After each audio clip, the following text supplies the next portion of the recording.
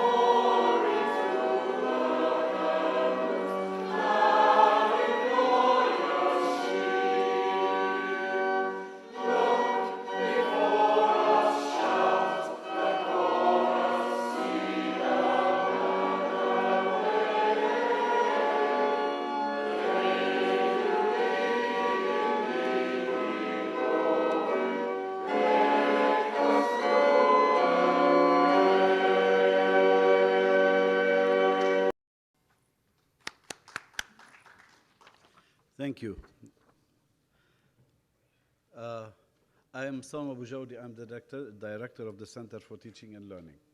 On behalf of my colleagues at the Center for Teaching and Learning, CTL, and the Academic Computing Center at AUB, I would like to welcome you to the first International Conference on Effective Teaching and Learning in Higher Education.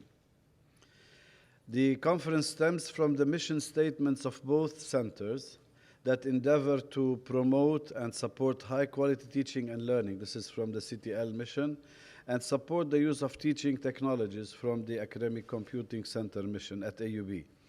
This is done in keeping with the mission of AUB, particularly its commitment to excellence in teaching and the enablement of students to think independently and become lifelong learners. This is the AUB mission. The aim of the conference is to promote scholarship of teaching and learning in higher education. And the definition for scholarship of teaching and learning that we adopted is as posing a problem about a teaching or learning issue, studying the problem through methods appropriate to the disciplinary epistemologies, applying results to practice, communicating results, and doing self-reflection and peer review. Another way of saying that decisions regarding teaching and learning should be evidence-based rather than opinion-based. The second aim of this conference is to provide opportunities for building professional relationships among university faculty members locally, regionally, and internationally, in the hope of creating learning communities in universities and possibly across universities. Communities in which each member is a lifelong learner who works with others to improve the quality of learning for all students. I hope this conference is only the beginning to further collaboration among us all. Ahla wa sahla.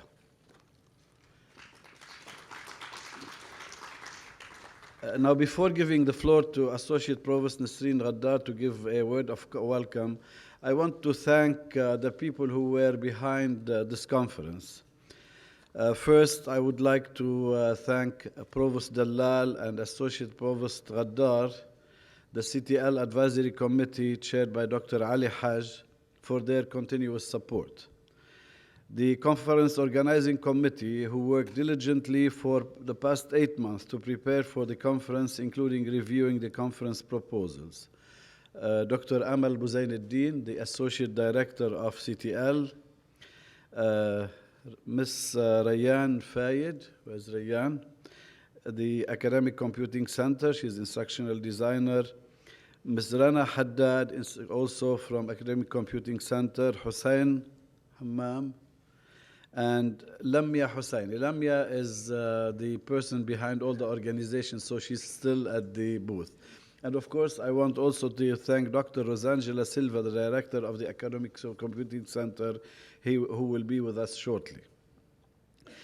I would also like to thank the staff of West Hall, Salma Uwaida from the Development Office for her support, the President's Club at AUB, and the First National Bank for sponsoring the conference.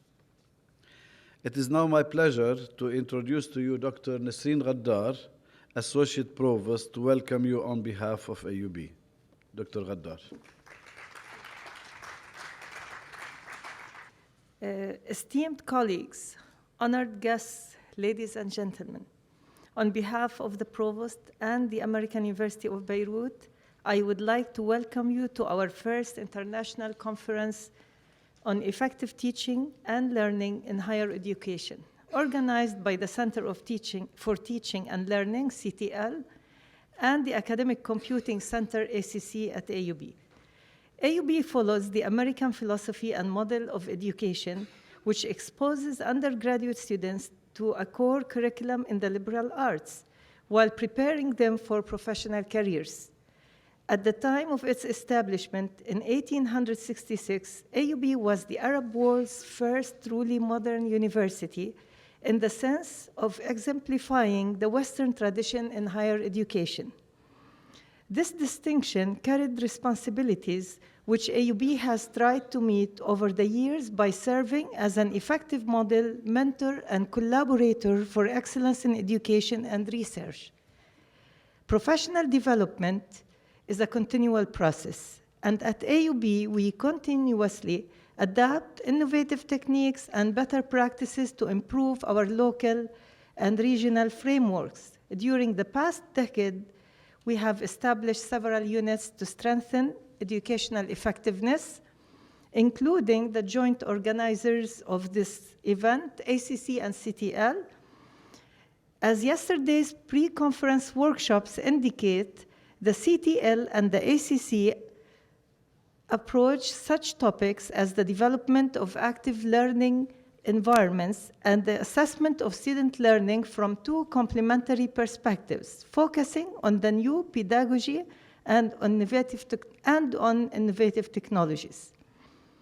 Assessment is a key issue in education, and when AUB began exploring its quality assurance options, it looked toward the United States for suitable standards to assess progress in achieving its mission. By 2004, the university had been granted institutional accreditation through the Middle State Commission on Higher Education. By 2010, professional programs in 4 of our 6 faculty schools had also been accredited by US bodies. However, for some disciplines, there is no recognized US or international accrediting body, so it has been up to the university to develop standards, policies, and procedures for the review of academic programs across faculties. 2010-11 is the first year of the 6-year periodic program review cycle that is now championed by Professor Ali Al-Haj, who's the university coordinator for program review.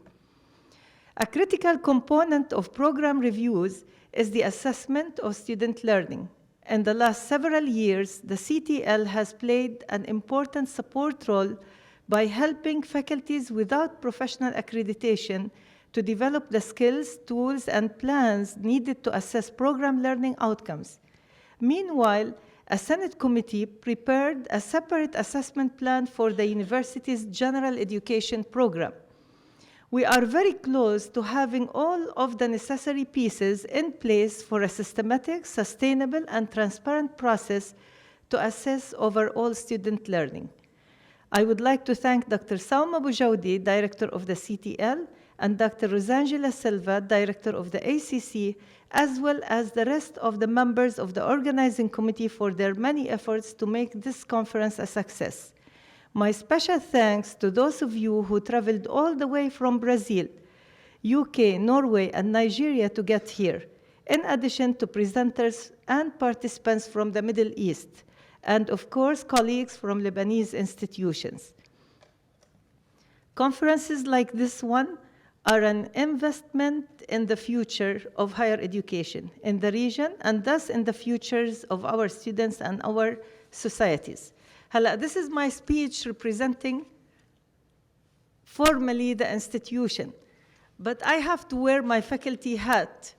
I mean, if the provost asks any of you, you will tell him I did my homework saying what AUB is doing, what we're planning, and what we've done so far in moving the institution to be responsible for the assessment of student learning outcomes and make sure that we deliver our mission and our responsibility towards the students, to the community, to the faculty, and so on.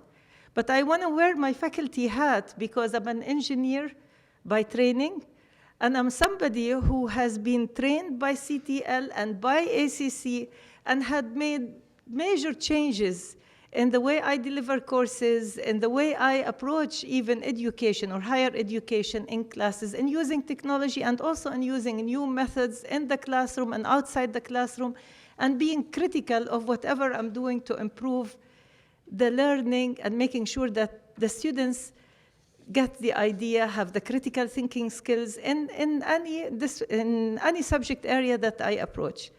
So some of that effort really has started with, let's call it the Teaching Excellence Task Force. And at the time, we traveled with a group of people. I remember how we were so, talking different languages. And in just, a few months, we were all set on one goal. And that was the start of establishing all these new centers to improve teaching and learning. Some of the people I remember from that task force who continued to provide the commitment to the institution include, of course, Sauma Boujaudi, who is now the CTL director, Amal, Dr. Waddah Nasser, Dr. Nuhad Doumet, Ahmed Nasri.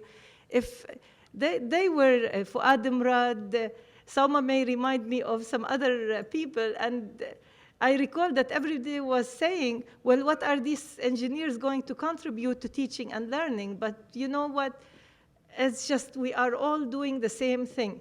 It's just that we never learned how to do it right and save our students from the time that we waste trying to learn the best method to teach them. Why reinvent the wheel? We can do that through some training of this sort. Regarding technology, ACC, you wonder where did that come in? I was one of the first customers of the ACC when they started in 2002. And I had to teach at that time a course that had 320 students. It was Introduction to Engineering. And we didn't know how to manage that class. So we took a workshop with ACC and then used WebCT at the time with all the tools that has really made that course a success. So, and from then we took other workshops, we participated in the seminars, and we had a forum to always learn from each other and from the other faculty members. With CTL, there is something else that I need to talk about, which is, through CTL, we took some workshops on preparing teaching portfolio.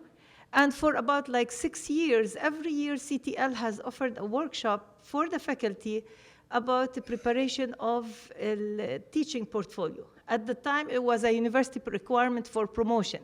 So it was the highest workshop that has been attended by faculty.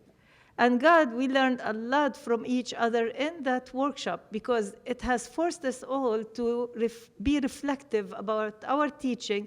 And we realized, just like we do with our students, when we have to document what we are doing, write it down, read it again, review it, try to present it to others, we really change.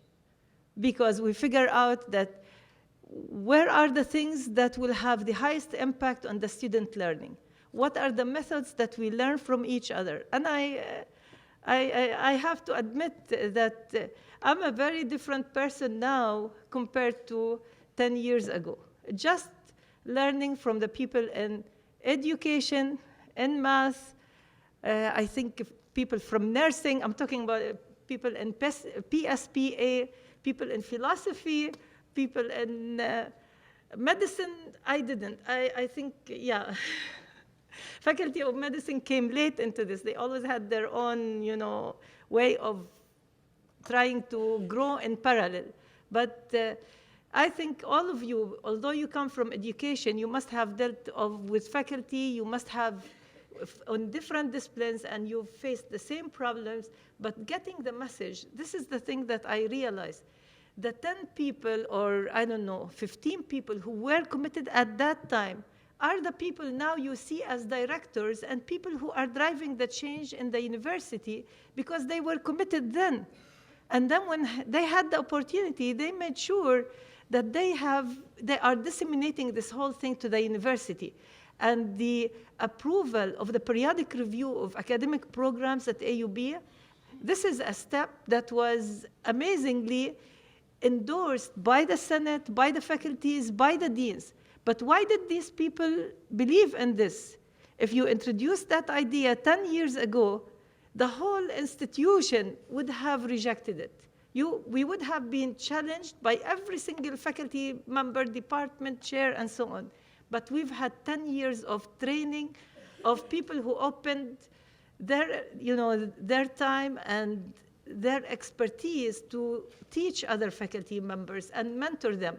So with the ULOC, the University Coordinating Committee on Learning Outcomes and other things that have taken place, and in the middle of getting the re-accreditation, I think everybody got on board of the ship, and we have the commitment. And according to what we hear from our program review coordinator, people want to do a good job because now they feel once the department programs are getting reviewed for the assessment of student learning outcomes, and this is really what we deliver or what is being, the students pay for, departments think they will be able to identify the resources they need, they will be able to find out how they can learn from each other and also get funding and resource allocation where it should be. So it's a process that has started, but it needed all this education period. We needed to bring the faculty on board before we brought in all these policies. And it took, I think it took 10 years to do that. So I hope that this will happen in other things. Like yesterday, I don't know, am I taking a longer time than usual? But I'll just say one more thing. We're sort of revamping all the policies related to institutional integrity. That's another area that is very sensitive to faculty members, not to students. Codes of conduct for students are there. And then when we were discussing many things in the committee that relate to human subject research programs and the compliance policies, and then the development of research integrity policies and so on, everybody said, well, what are we? Are we a court in here? How is this going to be taken by the faculty? And everybody realized that it may take 2-3 years of education and training before bringing this policy in and saying that we can put a term inside that policy like sequestration of data. No, you have the right to go and take somebody's research. And so we are realizing this, and I think the model of higher education assessment of student learning was the example that we've put, and I hope that we will be able to build these grounds in every single area sensitive area in the university that impacts our academic life and what we do. Thank you. Thank you, Nasreen, for representing the university and yourself, because Nasreen was one of the first converts into the improvement of teaching and learning. And I want to tell you that the philosophy that we've taken since this initiative started was, first of all, slowly but surely, and two, use local talent. You know, we started by trying to use talent from outside, but we found out that the best way to approach this situation is enhance the capabilities of the local talent. And then now almost all our educators, if you will, come from the university. Welcome, Dr. Rosangela. Dr. Rosangela is the director of the Academic Computing Center. It is now my pleasure to introduce Dr. Jon Alltree, our keynote speaker, who's the director of teaching and learning at the University of Hertfordshire in the UK. Dr. Alltree qualified as a chartered physiotherapist in 1983 and worked in a variety of UK hospitals before joining his university in 1995. He lectured for 8 years in the Department of Allied Health Professions, during which time he developed a strong interest in learning and teaching issues and became the faculty champion for StudyNet, the university's managed learning environment. He joined the University's Center for the Enhancement of Learning and Teaching in 2003 and became the Blended Learning Unit's Deputy Director from its inception in April 2005. Although he has a particular interest in integrating technology into the curriculum, he's also interested in disciplinary differences, assessment, and change management. In 2007, he was appointed the university's Director of Learning and Teaching and has responsibility for supporting the implementation of the university's learning, teaching, and assessment strategies. The title of his talk is Aligning Technology, Assessment, and Learning Outcomes in 21st Century Higher Education. Dr. Alltree, the floor is yours.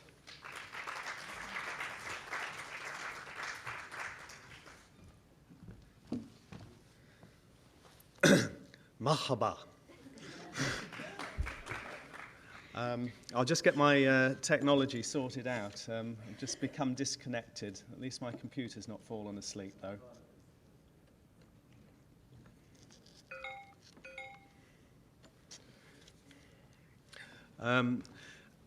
Thank you. That's what I was trying to say, just in case it didn't come out quite like that.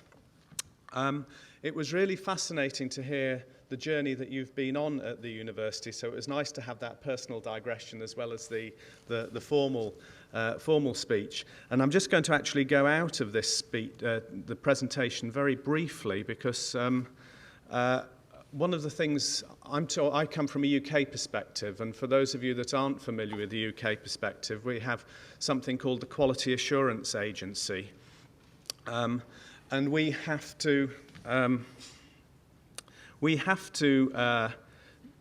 comply. All our universities have to comply with this arrangement of called the academic infrastructure. And for that, we have to have program specifications with program learning outcomes. We have to relate those program learning outcomes to subject benchmarks. We have to apply by codes of practice, for example, around assessment, resource management, work-based learning, and so on. And so, in a way, we have quite an advantage in being told what we have to do. And so it's for trying to implement these things on a university basis, we have a very strong external steer in it that we just have to go with. That said, actually translating that into practice down at module level, which I'm going to try and give you some examples of today, isn't always as easy. And even though I've got some examples from the university, they won't be, in terms of the precision of the learning outcomes that are described there, they're not going to be necessarily perfect. And I'll just sort of alert you to that. So for those of you that attended Amal's workshop yesterday, you will have got a much better insight into really how to nail writing learning outcomes. One more bit of technology, and then I'm done. Okay. Right. So I'll leave that. If you're interested in the Quality Assurance Agency, just Google QAA, and it will come up. And there we go. Right. So, marhaba again. I'm from the UK. This is where the University of Hertfordshire is based. It's just north of London, about 20 miles north of London. It's a large university. We have in total about 22 or so thousand students at the university, and we have another about 3,000 universities at studying at franchises usually, or on distance learning programs around the world. So I think we have 27,000 students in total. This is the building that I work in. So it's our Learning Resources Centre. So it's a combination of library and computing centre that the university made a shift to merge those two functions together back in the mid-90s. And this building was built in 1997. And at the time, it was the biggest in the UK. It's a vast building, actually. I think there's 13,000 square metres of space in it, something like that. So it's a large building, and it's good for us because I'm, as well as Director of Learning and Teaching, I head up our Learning and Teaching Institute, which is rather perhaps a grand name for our central academic unit for supporting learning and teaching around the university. And we're based there, and it's really nice to be in the centre of university life with the students all around us all the time. So we really get used to the rhythm of university life there. As you can see, the sun always shines in the UK. Except that that's what it was like earlier in the year. And I thought I'd sort of brought the weather with me, although it hasn't quite fulfilled yet. But I know it's a shame if we have too much rain today. But I know Lebanon needs the rain, so I won't begrudge it if it rains. Okay, these are my objectives for today. I haven't set you learning outcomes. It's up to you to whether you hopefully will want to listen to me, but these are what I'd like to do. I want to give a very brief review of the 21st century context. Consider the purpose of learning outcomes and their relationship to assessment, to consider the principles of good practice and how some affordances of technology can support them. I can't talk about the whole range of technological assessments in 1 hour, let alone learning outcomes. So it will be a snippet. But I'll talk about the principles of practice that inform us at the university,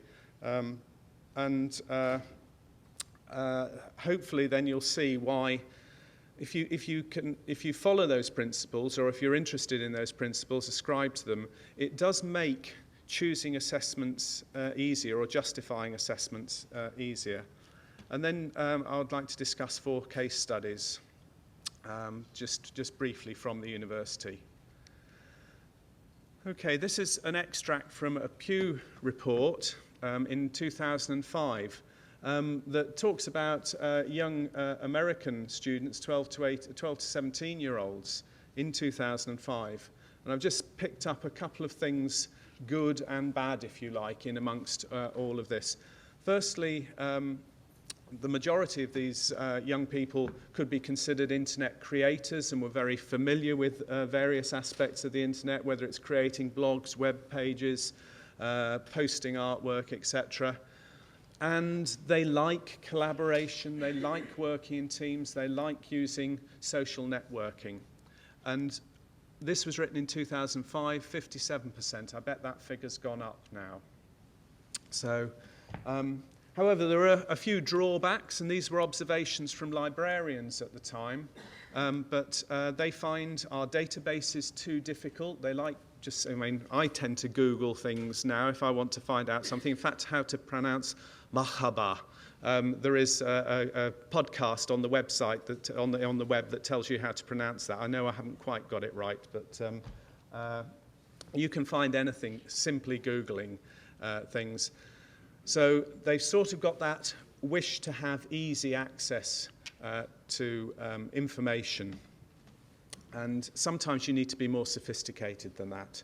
And they think what's written down must be correct. And clearly that's not the case. And so I think what this shows to me is that on one hand, we can use assessments that really draw on their strengths in terms of the use of the internet, their creativity, their facility for working in teams and collaboration.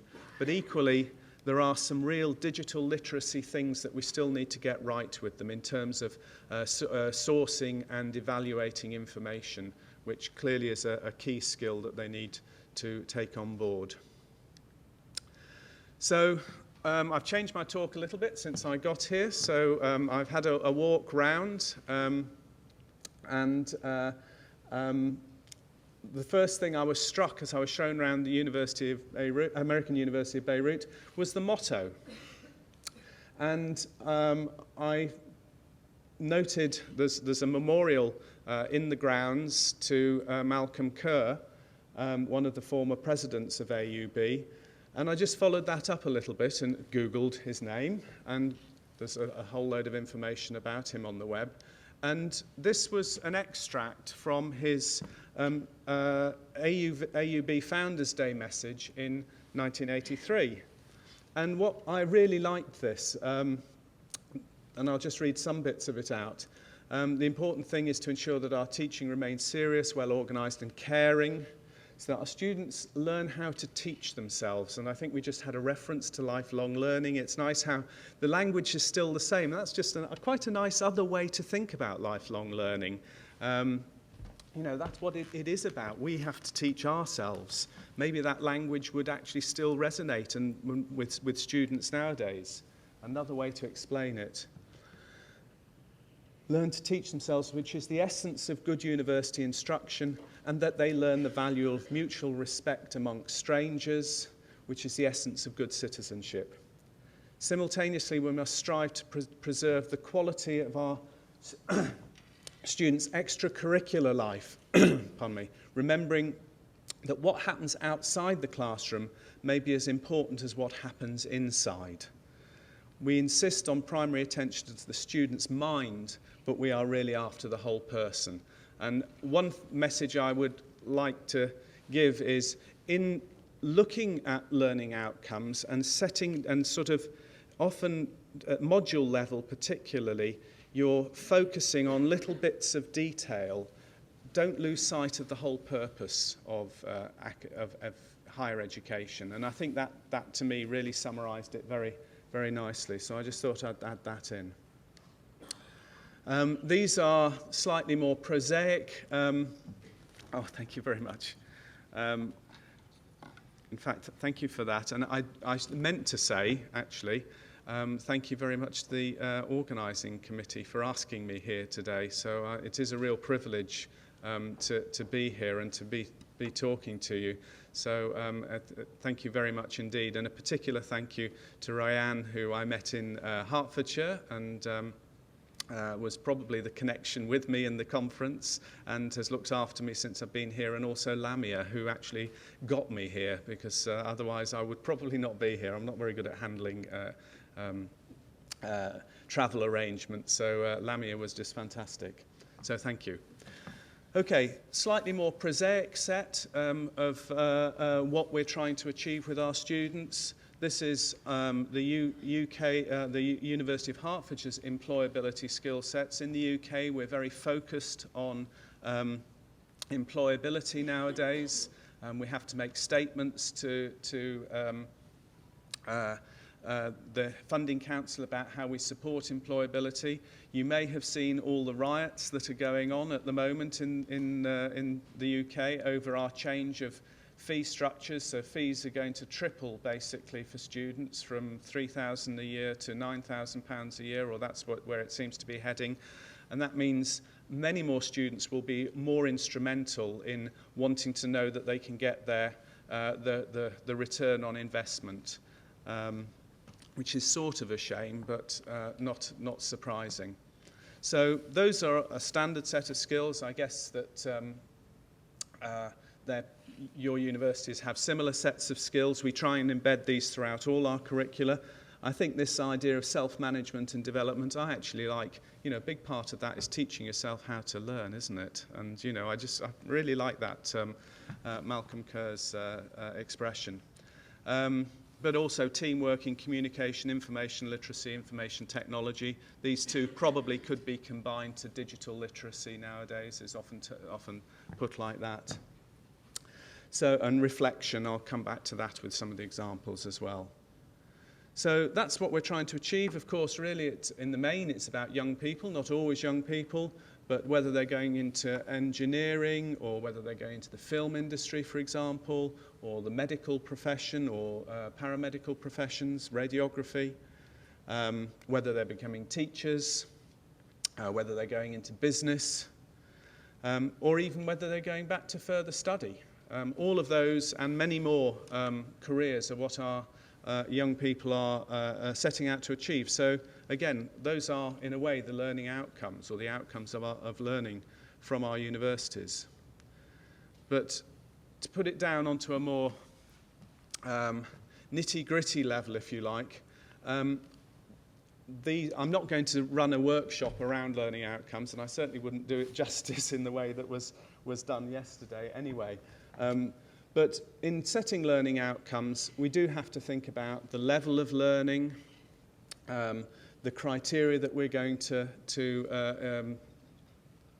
be testing, so whether it's cognitive or intellectual skills, whether it's more transferable or generic skills, whether it's practical or subject-specific skills. I will make sure that anyone who wants these slides can have them. I think the conference will make them available electronically. All these hyperlinks work.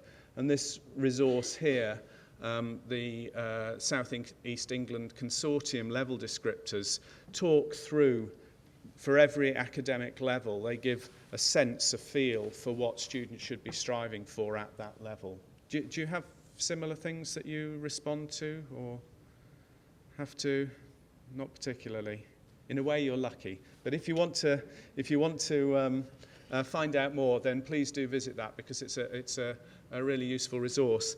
And it does also talk about the sort of behavioural learning outcome verbs that Hala was talking about yesterday. Amal was talking about yesterday. Of course, the other side of things is the level of granularity that learning outcomes are pitched at, whether they're programme learning outcomes. And as I said, in the UK, we have to respond to subject benchmarks. We have to respond to university general educational aims, which is about becoming independent learners and the like. We have to respond to the learning and teaching strategy, which is where those specific employability skill sets comes in our case. But then equally, and probably most importantly from the student's perspective and the day-to-day teaching perspective, there needs to be the module learning outcomes, and then also many people will clearly set teaching session outcomes. And I'm not going to give a workshop, and all I will say is that if you want a very good exposition as a PowerPoint presentation on learning outcomes, this link up here from the Portuguese University of Lisbon, Technical University of Lisbon, is really very good. And I suspect if Amal's is on the web, then it would be equally useful to go and look. So this is a nice talk through a whole range of aspects of learning outcomes, but importantly includes the relevant verbs for setting behavioural learning outcomes. And I mentioned that the learning outcomes in some of the examples later on are not perfect, and that's usually where they fall down. They usually say, well, we want to have knowledge of, or we want to have understanding of, and they don't say, well, we want the people to be able to, your students to be able to describe X. Effective and skills side, practical motor skills side, tends to get left out quite often, but there we are. And I'm sure your people will be able to get your verbs from them if you want them, because it would be, if you're not familiar with these, or you want a good list of verbs that have been drawn together from a lot of research, then do see Amal about them. Okay, I just want to think about some assessment formats. This isn't our university's examinations. This is the French state exams in 1920 or something like that. But exams are a perennial. They go on and on and on.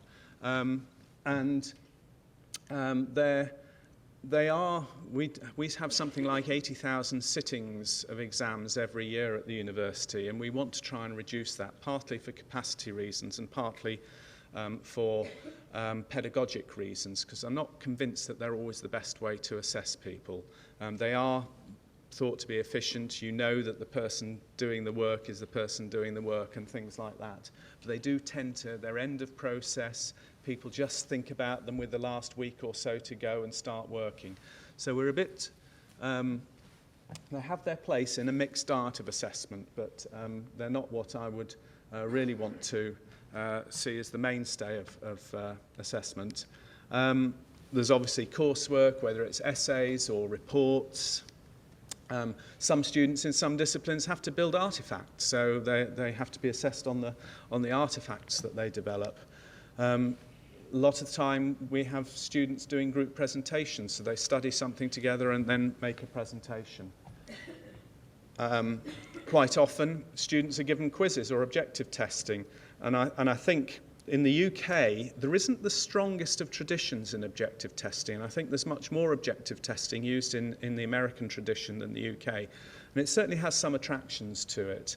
And here, whether it's someone just doing a test or whether it's using electronic voting systems in class, which could be to increase just general interactivity in the class, it could be to register attendance in the class, or it can be to gauge student understanding in the class, but you can use them also to actually assess and get summative marks from within the class. And I'll come back to that as very briefly as an example of a way that you can use the affordance of automation in technology for efficiency savings and to give rapid feedback to students. And of course, sometimes students need to be assessed in clinical practice, whether it's medicine or nursing or in education or whatever. So there's sometimes practical assessments. Then perhaps just a few down the other side, and I'll be talking about these three later. One is about using blogs in assessment. Does anybody use blogs in assessment? Oh, well, that's going to be new then. So we can use, blogs can be brought into assessment. Wikis? Anyone use? Oh, yes, good. So some using Wikis in assessment. Excellent. And then possibly a little bit specialised, but sometimes students don't have to produce artifacts like our art student up there. Computer science students often have to produce code, things like that. Some computer science, these are game students, have to produce games in Second Life. And so I'll talk about that very briefly at the end. Okay. Is anyone, I suspect you might, well, I don't know, have a very American tradition here. I would hope that a lot of people are very familiar with these principles of practice. Are they some things that you use very much or refer to very much? Because these principles of practice, as far as I'm concerned, are the most useful tool for helping shape education, helping work with staff around the university. They're principles of good practice in undergraduate education. They're research informed. They were developed in 1987, so some people might say, well, they're old hat, don't want to, what's the latest? I think they've stood the test of time because they are really, really useful. And every time, if someone comes to you and says, I've got a problem with students with X, with learning, with behaviour or whatever, if you go back to these principles and test what they're doing against these principles, I bet you will find that there is something, it gives you some insights into how it might be developed. And just to go through them very quickly, encouraging good contact between students and lecturers, and that's partly about good communication, but it's partly about a community between staff and students, and going back even to extracurricular activities but that students and staff should share. And that perhaps goes back to Malcolm Kerr's reference earlier. Encourages reciprocity and cooperation. Students are by far the best learning resource that they have. I mean, they come in and they get, an hour from us. They've got another, 4 or 5 hours of independent study on top of that. And each other is really important. Encourages active learning. Learning's not a spectator sport. If you're just going to lecture at people, they probably won't learn. I'm sorry about this, but this is a keynote lecture, I guess, so not a workshop. I hope you learn something from it or find something of value. Gives prompt feedback. And just to the example about examinations as assessment techniques, in the UK, we don't give feedback after examinations. Is that the case generally? We've got all sorts of pushes now. Our National Union of Students is pushing to be given feedback, and I suspect when that comes in, they'll be a lot less attractive, because at the moment the marking of them is very quick because you don't have to give out detailed feedback. Once you start having to give good feedback that helps students understand why they've performed at a certain level and what they might do to improve, that's going to change. Emphasises time on task. Student needs to spend time working. Communicates high expectations. If you have lower expectations, then they'll probably be realised. And respects diverse ways of learning and teaching. So I guess any good assessment strategy is going to have different ways to tap into the different strengths of different students. And hopefully the examples I give will I can try and argue how each of those meets some or all of or many of those principles. Hopefully they'll be self-evident. So these are just some affordances of technology for learning, teaching and assessment. And one is that technology really does help with activities that involve communication, collaboration and co-creation of knowledge and understanding. Sometimes automation is really important. That can be just for saving staff resource, but from a pedagogic perspective, it can be about giving people feedback instantly. In the UK, when we normally mark essays, or in our university, if the students get the essay back in 3 weeks with all the detailed feedback, by the time it's gone through all the moderation and all the rest of it, they're lucky. The norm is probably 4, 5 or 6 weeks. Students have moved on at that time, so if you can use technology to improve that turnaround of feedback to students, all well and good. And then simulation. Technology does enable us to do things outside of the real world for students to practice and be assessed in. And I'm thinking, I've got an example, brief example, of students learning how to treat road injury victims in Second Life. So they can't, most of the time, learn and get things right or wrong in the real world. In the real world, they have to get things right. But this is a way to help them make judgments outside of the real world. Okay, these are some examples from the university. The first one is using a wiki. Second one is using a blog.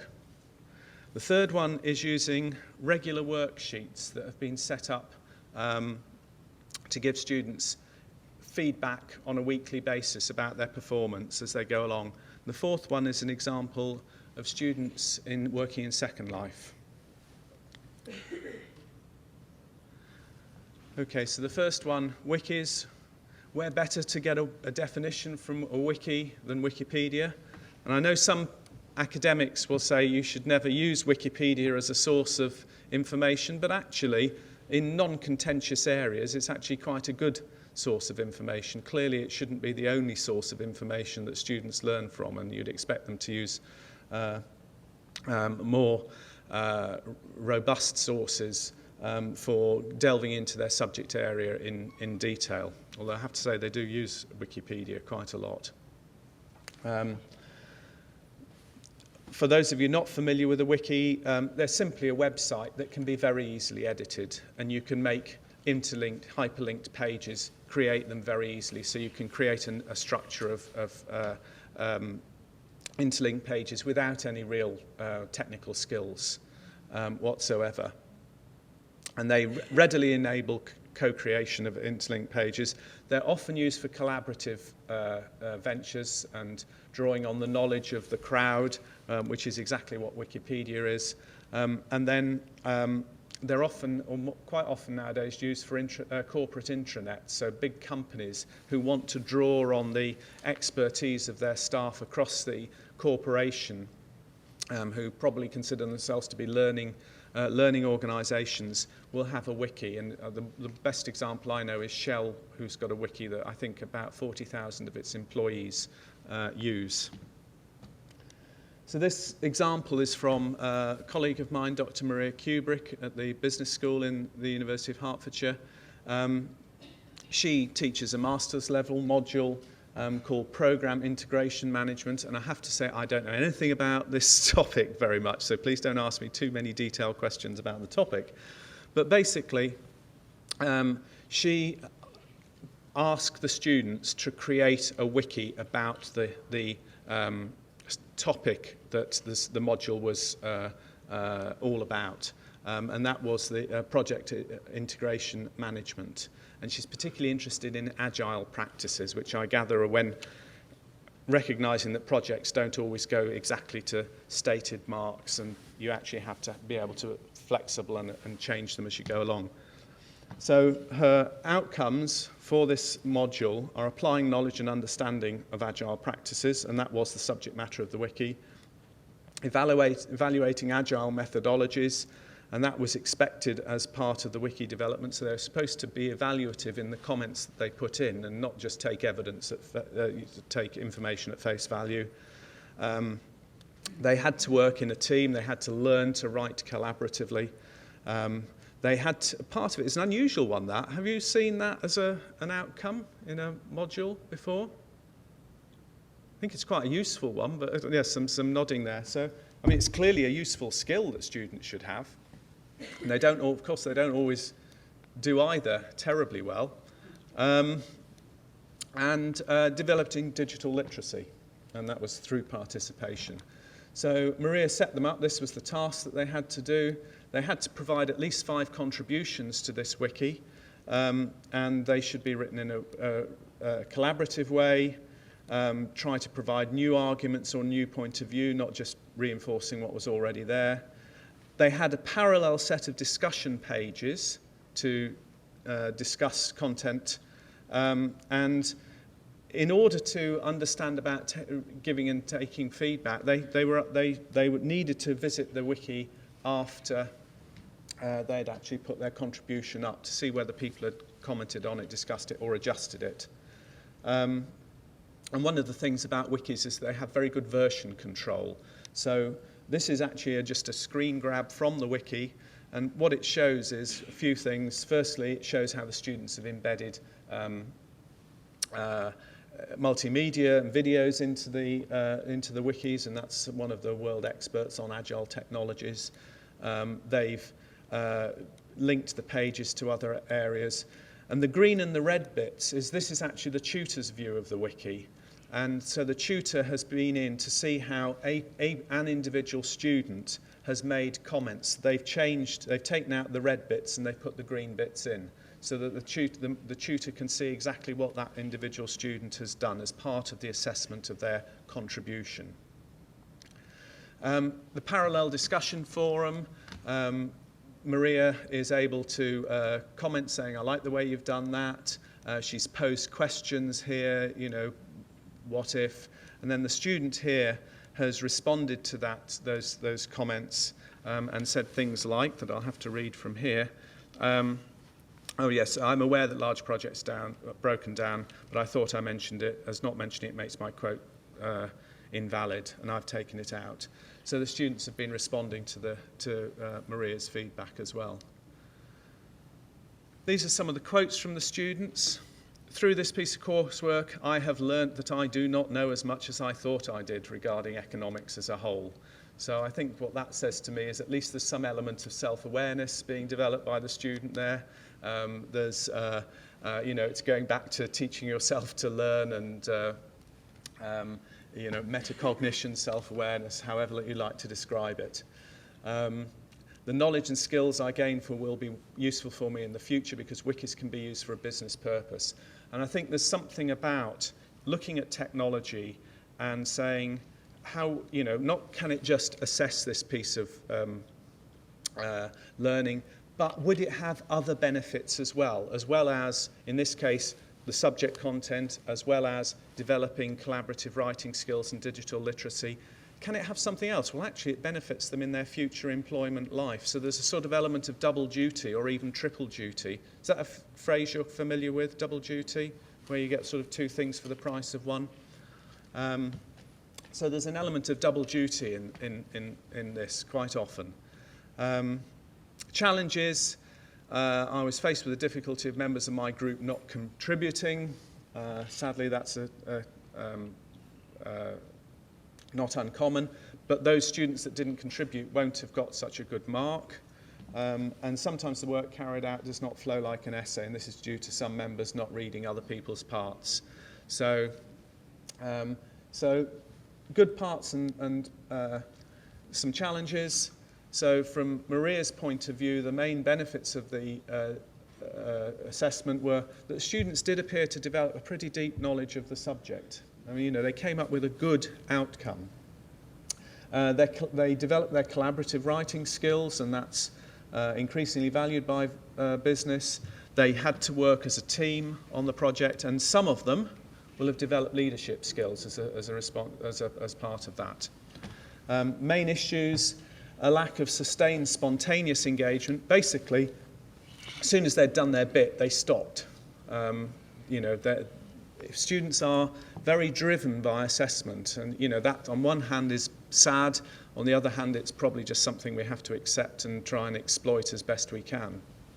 And Maria went to quite some lengths to develop a fair assessment strategy that really picked up on individual contributions. Blogging, this example that I'm going to give you is from education, and blogging, I think one of the things that people associate with blogs is it's like a diary. You need to be reflective if you're writing a diary, so there's an element of reflection in this. Blogs are literally a website that's usually maintained by an individual. It usually lists entries chronologically with the most recent at the top. Normally they will have a facility for people to put comments on it, and that's actually really important. That distinguishes it from the student just doing a diary type activity in Word. And they are usually text-based, but you can put different files in there if you want. So this was one of my colleagues from the School of Education, Eric Dell. Bachelor of Education programme. Programme aims, as you might well, yes, I was going to say you've got programme aims from education, development of learning community and student self-awareness, learning how to learn.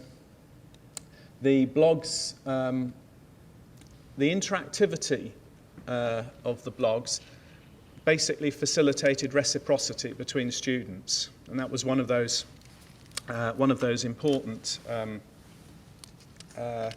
principles of good practice. Sorry, excuse me.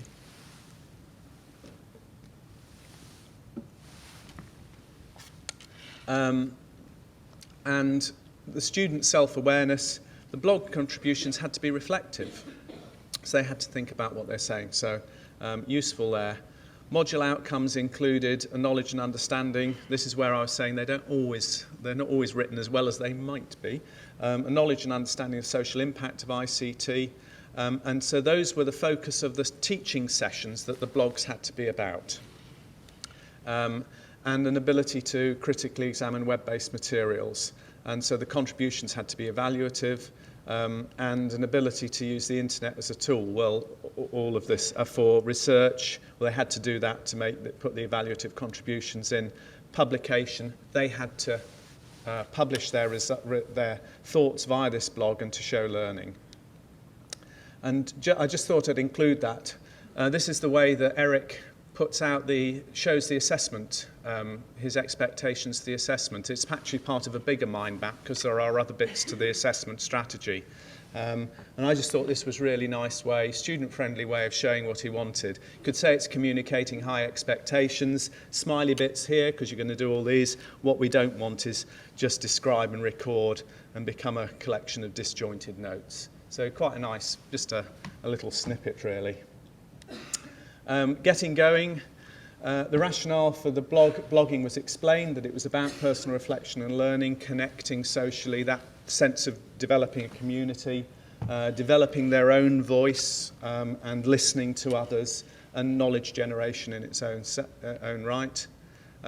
Students were given ideas and seeds, so they didn't have to follow these, but they were thoughts that they might want to think about, starting a sentence off. The key influences on my learning have been, etc. I believe that children learn most effectively when. So that was just the sort of context in which the blogs worked.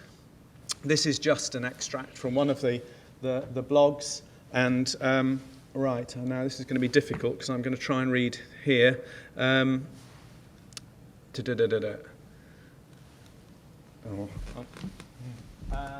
you hear me still? Yeah? Okay. No? Yes? Yeah. Okay.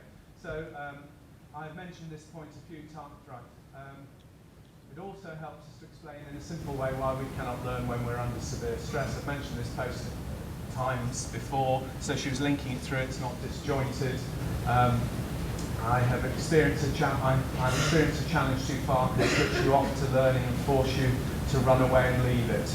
I think that the ability to come back from these situations and overcome the initial challenge makes you fight instinct to come kick in, overcome it to accomplish the new learning. For me, overcoming the challenges faced within the course was about timing and having the right level of support. So the student was clearly thinking about what they were doing. It goes on the lower bit, relating it to Tony Buzan's work, and I think this is quite interesting down here. She starts to sort of think about mind mapping and then makes an analogy with her folders on her computer and file management. So she's just sort of, really trying to link between her own experiences and some of the theory. Fellow students' comments. Each week I've seen you evolve and you really seem to enjoy it too, and the students did really enjoy this form of assessment. I had forgotten a bit about Papa and Piaget. Thanks for the reminder. So there was something about learning from each other's contributions. The tutor came in. I like the way you're so focused on learners being independent. We need to focus so much more on dispositions and skills. Your comments on boys blogging made me reflect on an aspect I hadn't really considered before, so thank you for that new piece of insight for me. And I think it's really nice when teachers also recognise that they can learn from students' work, and this was just a nice example. That interaction that blogging facilitates is really nice in that regard. So just a little summary of that. Blogging promoted reflection and improved self-awareness, reciprocity and community development. Students developed their knowledge and understanding of learning with technology experientially, and contributions were both personal and scholarly, linking theory and practice. So I think it was quite a nice example of for those students achieving just what Eric set out for them. I'm going to move to an example that uses technology for a totally different purpose now. This is really about automation. That's the starting point of the affordance of technology. But this piece of work is really clever in lots of ways.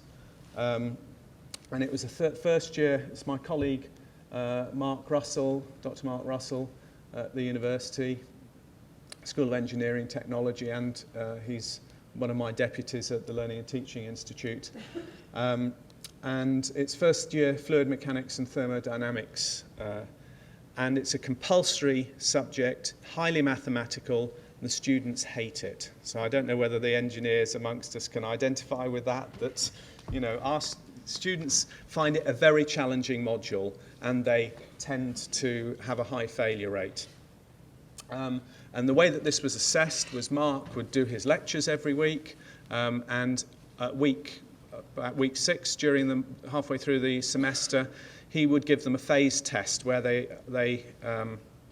all would do some calculations. He would then collect those in, he'd carry on with the lectures, and about 3 weeks after he got all 150 to 180 scripts in, he would then give the scripts back all marked to the tutors. It didn't, you know, that was the sort of turnaround time. And then they had an exam at the end of the year, at the end of the semester.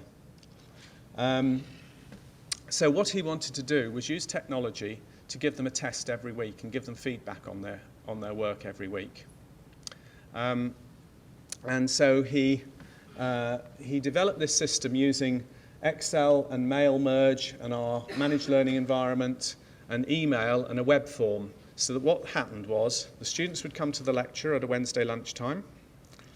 After the lecture, they would be emailed a worksheet, and I'll show you the examples in a moment.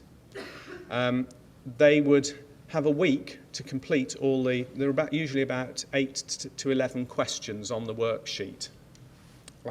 And these were the outcomes that Mark was trying to get from the students: the ability to analyse problems, the ability to apply principles and apply the first law of thermodynamics. So the students would get these worksheets, they would work out the answers, they would enter their answers on a web form before Tuesday midnight. Then on Wednesday morning, Mark would come into his office at 8 o'clock and he'd hit 3 buttons. The first button downloaded all the responses. The second button marked all the spreadsheets, and each spreadsheet had individual data for that student. They weren't all getting the same answers. So each student's work was marked, and then he'd hit the third button, and every student got a personalised email telling them how they'd done, sent back to them that morning before they came back to the lecture. So it was really, really good on so many levels. That's what the worksheet looks like. Pretty, I was going to say boring. I probably shouldn't say that if there's too many engineers in the room, but it's, and I certainly wouldn't have a clue as how to answer these, but there's a series of questions like that. All the data points are unique to that individual student. And that's done by Excel and random generation within Excel. And that meant that the students were encouraged to talk to each other about how to solve the problem, but then they had to go and work the answer out themselves, because one person's answers wouldn't be the same as another person's answers. They then got an email: "Dear Samuel," personalised. "You got this question right, and therefore you got 2 marks for it. You got this question wrong." And in this particular example, the student clearly had got the units wrong, because they had said the answer is 18.41, and in reality the proper answer is 0.0001841. So the units are wrong. Mark used some circumstances he was able to, using simple rules, he'd be able to identify when that had happened, and then he'd give them some direct feedback to say, you need to check your units. So, but he didn't do that. That was all generated by the system. It also gave him other data. It told him on a week-by-week basis how the students had performed on each question. This week there were 11 questions. He could see that many of the students were struggling on question 2, so at the start of the lecture he would then talk about question 2 and just make sure they understood the theory about that, and if there were a couple more he might obviously tailor it to whatever the response was. Not only that, it generated a league table. And this isn't a fix, but Lebanon is actually at the top of this extract from the league table, because the students, we're not allowed to tell students in the UK, we're not allowed to tell each students what the other students got. A bit different from when I was at school, when everybody knew what everybody got. But we're not allowed to tell them for data protection and all sorts of purposes. So Mark gave each student a country code so that they would be able to go into this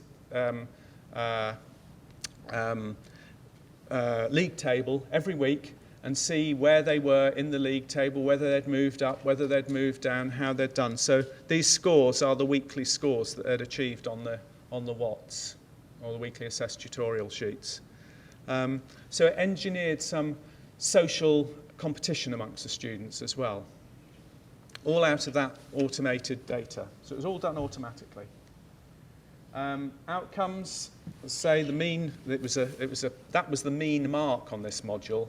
The students really did struggle on it.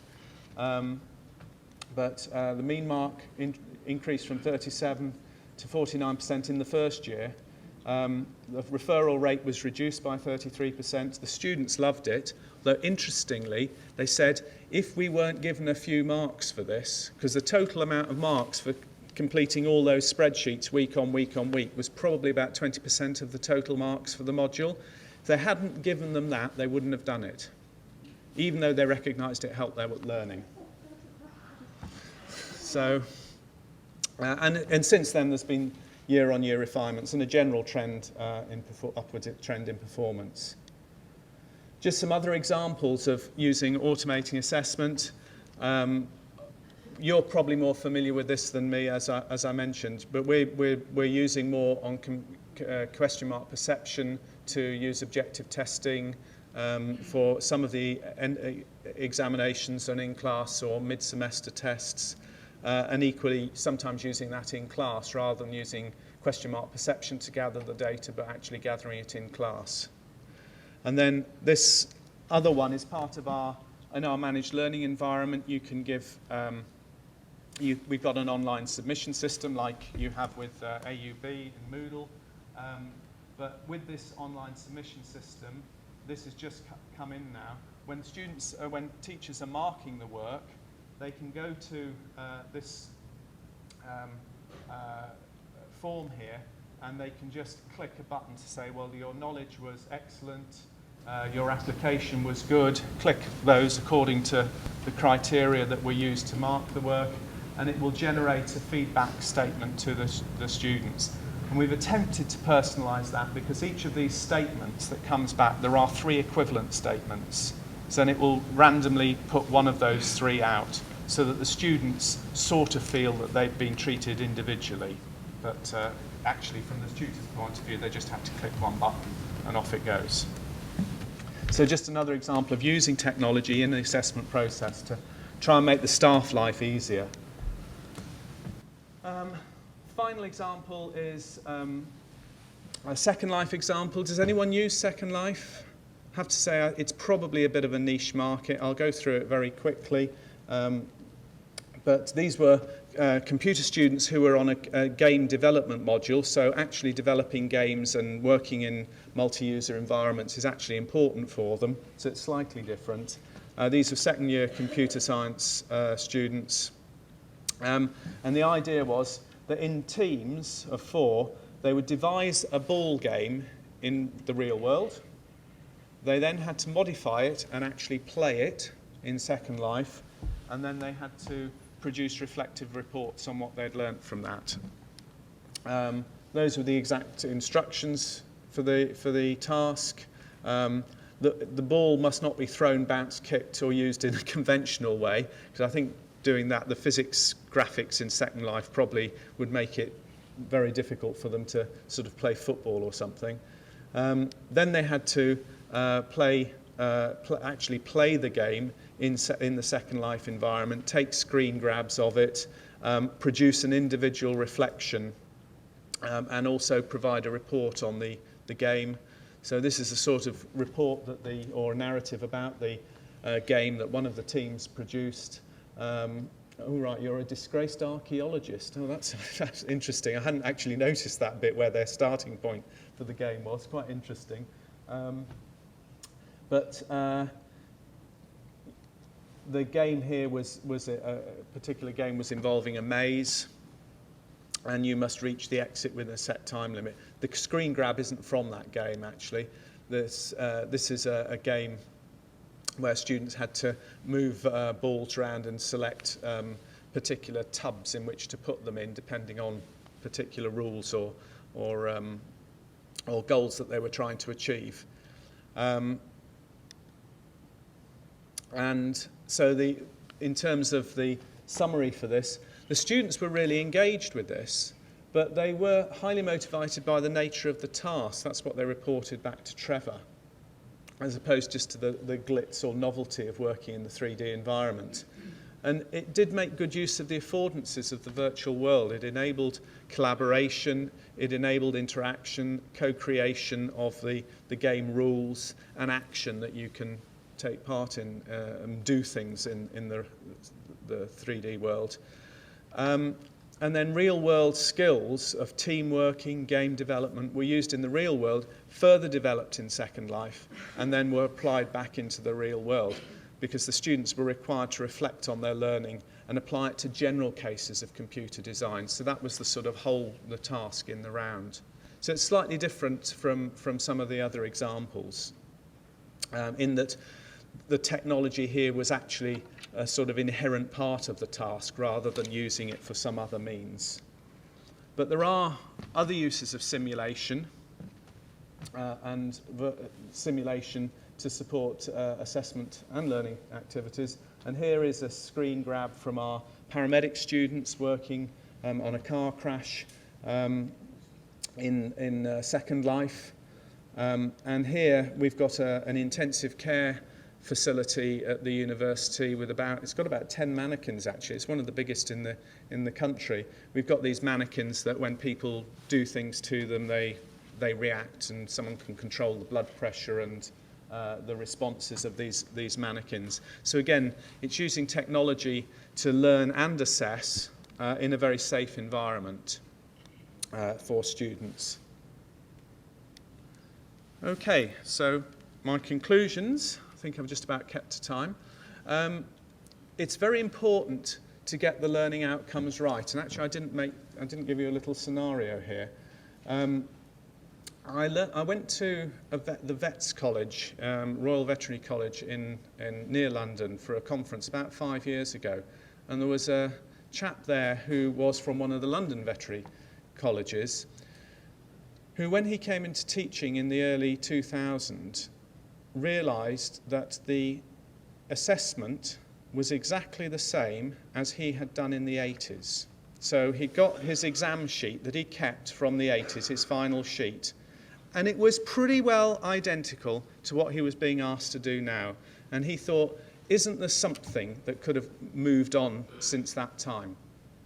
And his starting point was, here's all the answers on paper. He said, what do I actually really want the students to be able to do? And he said, well, I want them to be able to treat animals. I want them to be able to have good skills with the owners of the animals. I want them to be able to write good reports. I want them to have very good assessment and treatment clinical skills.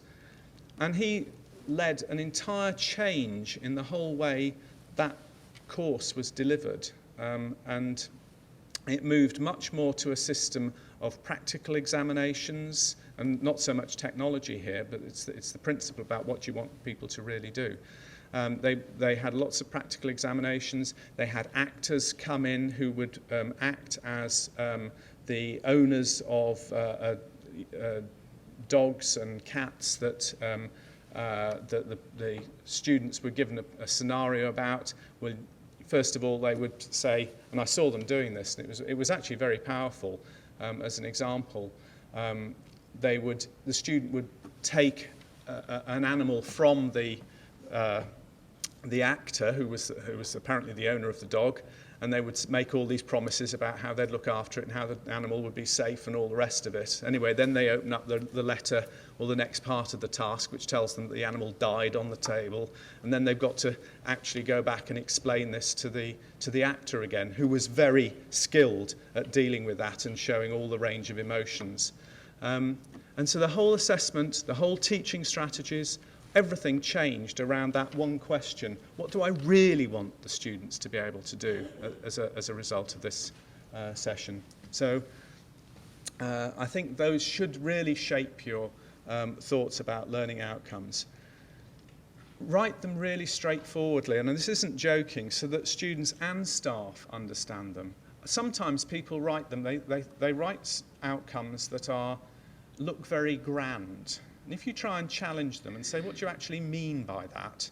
They start to bluster a bit and splutter and not quite sure, and just make it simple for the students to understand, so that it shouldn't be a game to try and have something hidden that the students need to understand. Just like spell it out to them so everybody knows what we're trying to do. No hidden agendas.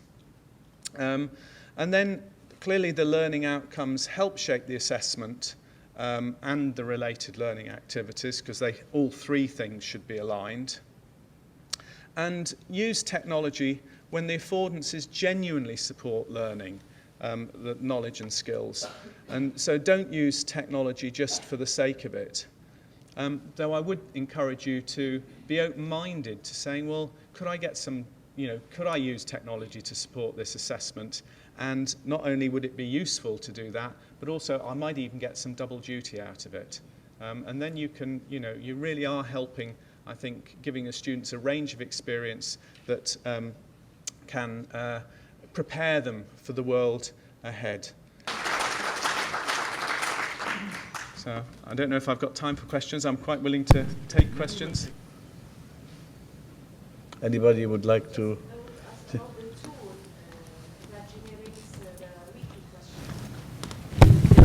The tool generates the... Which one was it? Oh, the Wiki. Not the Wiki. The one, the weekly assessments. Right, that was sort of purpose-built by Mark. So it was a combination of using Excel, email, Word, mail merge. It's not available. Well, it's not. I know, and I know Mark, I don't want to distract Mark from all the other things he's got to do, but I know he's had correspondence with people around the world about how that can work. And that particular tool, he developed it in his module of fluids and thermodynamics, but now our pharmacy use it, our business school use it, our life sciences school use it, and I think psychology as well. Wherever there's something around, doing particularly mathematical calculations, it's really useful. But if my email is on this presentation, so when you get that, if you email me, I can give you Mark's details and you can ask him. Yes. As your students, in a sense, are assessment driven. So if they know the assignment is 20%, they would work, in a sense. Now, I have a question regarding wikis, blogs, and the sheets that students take. For example, we have a problem here. If you say this is a take-home exam, someone else will do it. And the same thing with these exams you presented. If these worksheets, someone else will fill them. So how do you make sure that your students have actually taken these tests? Well, we have that, in a way, we have that problem with pretty well all the assessments, and in fact even going into examinations, because it's not been unknown for someone to impersonate someone else. I think all we can do is set up, there's an element of knowing your students, there's an element of trust involved, there's an element of following up things like, for example, in coursework assignments and essays, are they written by that individual, or are they plagiarized, and we can use technique or tools like Turnitin to see how much has been plagiarized. but there's a real push in the UK to try and promote the concepts of academic integrity to students and try and get them to value academic integrity. So we can't know. I mean, any piece of work, you give a student an essay, they can go to a bespoke essay writing website that's not, that will be one essay written for that individual. If they're prepared to pay for it, we will never know. But if you have a mixed variety, you know your students, and you talk to them and they're not putting, they're not very good, and yet they're putting in first-class submissions, it's going to start ringing alarm bells. So I think there's an element of trust, there's an element of looking at students in the round, but a lot of assessments are potentially going to be, could be subject to fraud, I guess. But we just have to try and work with that. Have a mixed variety, and have some assessments where the person is verifiable. So I think that's the best way you can do. Because what I wouldn't want to do is go to a process where every assessment was completely verifiable, because we'd probably be doing exams and vivas and nothing else. One more question, yes. I have 3 specific questions.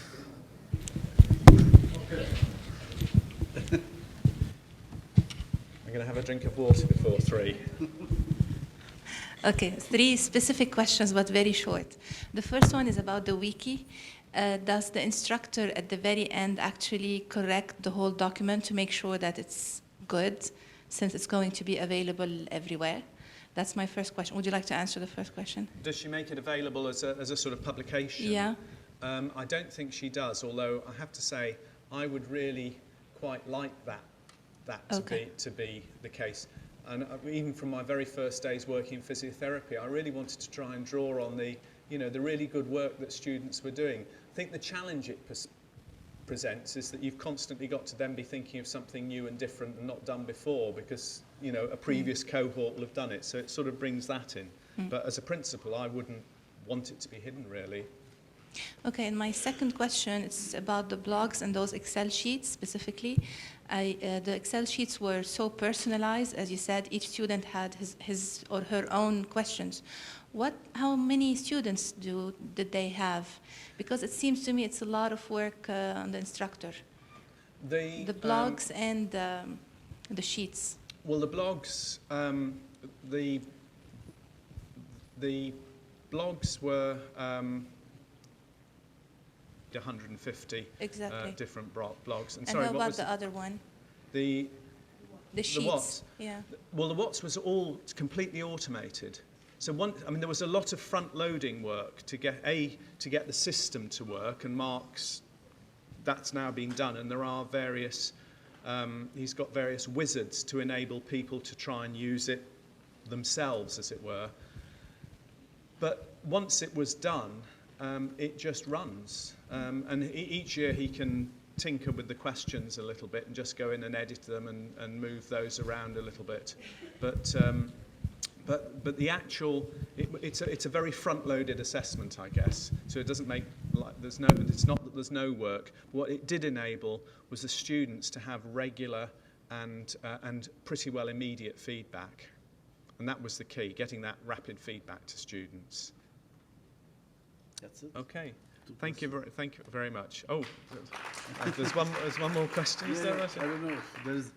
No, she gave us a discount of one less question. All right. Yeah. Dr. Jon, I really enjoy your presentation this morning. Thank you. Well, I'm from third world country, Nigeria, and your topic is, has given me very deep thought. And my question is this: in our other part of the country, when we give assignments to students, we are trying to align technology into our learning. The student will end up, what prompted me to ask this question is the use of Wiki and this blog. Now, when we give our students assignments, what they do is that they will go to Google and they will produce the same thing, everybody. And as a lecturer, we find it difficult to, to evaluate. So how can we help this situation? Well, I think there are, I mean, that's not at all unheard of. And I think there's a couple of things. One is about whether you specifically say, and it's according to the academic level, I guess, but it might be very clear that people who are using a resource like Wikipedia or the first page of Google are really not actually looking into their subject and using the appropriate resources for it, because they very often, you would be expecting them to be using something, if nothing else, off Google Scholar rather than just the normal Google. But you'd normally be expecting them to look at the relevant, the British, well, in our case, British Educational Index database for if they're looking at education, or I'm trying to think of Index Medicus or the equivalent Index Medicus, whatever that, the online version of Index Medicus. Shows my age a bit in that score. So that's one thing, that you would expect them to be pushing them towards the more scholarly materials and actually making it clear to them, you won't get any marks for that. On the feedback, this is not an appropriate resource. That's one thing. Another thing I think is about how you might, the actual type of the assignment, and whether you set them as something that really isn't just effectively regurgitating something that's out there on the web, and actually trying to take a particular discursive activity that they really can't just Google. If you just say, tell me about the first law of thermodynamics, you'll get, 100 versions pretty well the same. So I think if you can actually tailor it to give them something that either makes it very personal to them if it's relevant in that discipline, or puts two things in juxtaposition that they won't naturally find, compare and contrast the third law of motion and the first law of thermodynamics. So I don't know, that's probably a completely rubbish question to do, but it might be quite challenging for students. But it's about the nature of the question, I think. If you set it so that it's easily Googleable, you'll get easily Googleable answers. No. Okay. Thank you very much for staying.